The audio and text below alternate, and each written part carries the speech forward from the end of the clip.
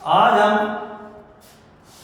रसायन विज्ञान अध्याय फर्स्ट विलयन के प्रकार 7वें विलयन की सांद्रता के अंतर्गत पीपीएम पार्ट्स पर मिलियन कैसे ज्ञात किया जाता है, इस पर एक सिंपल सा उदाहरण ले रहे हैं।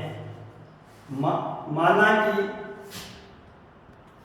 सुनिए, माना कि 1030 समुद्री जल में 1030 ग्राम समुद्री जल में माना कि 1030 ग्राम समुद्री जल में ऑक्सीजन की मात्रा 6 गुणा 10 की पावर -3 ग्राम है। 6 इंटू 10 की पावर -3 ग्राम है।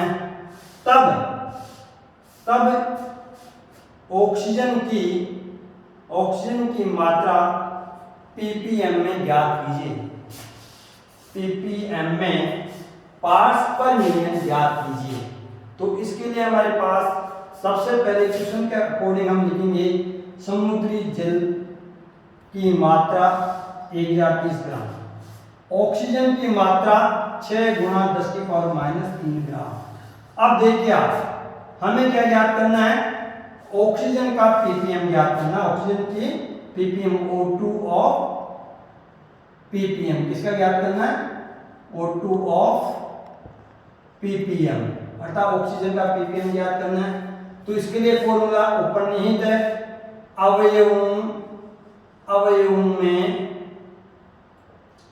अवयवों में भागों की संख्या बटे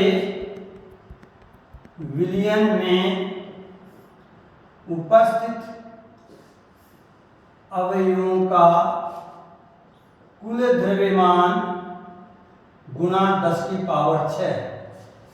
अर्थात ऑक्सीजन अवयव में, तो हमें ये देखना होगा कि ऑक्सीजन के कितने अवयव मेरे पास, ऑक्सीजन की मात्रा कितनी है? 6 इंटू 10 की पावर -3 ग्राम है। तो इसको मैं लिखूंगा 6 इंटू 10 की पावर -3 बटे ग्राम में ग्राम है।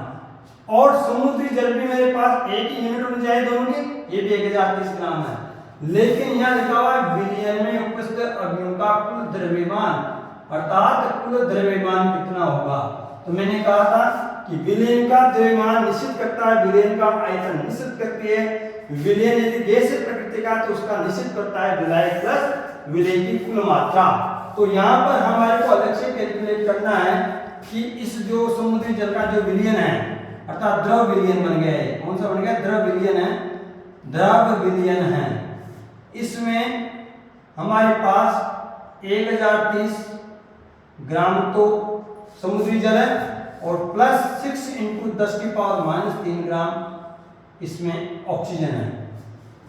मैंने कहा था आपको लगभग साधारण से योग रहे हैं, लेकिन इसको हम कैसे जोड़ेंगे?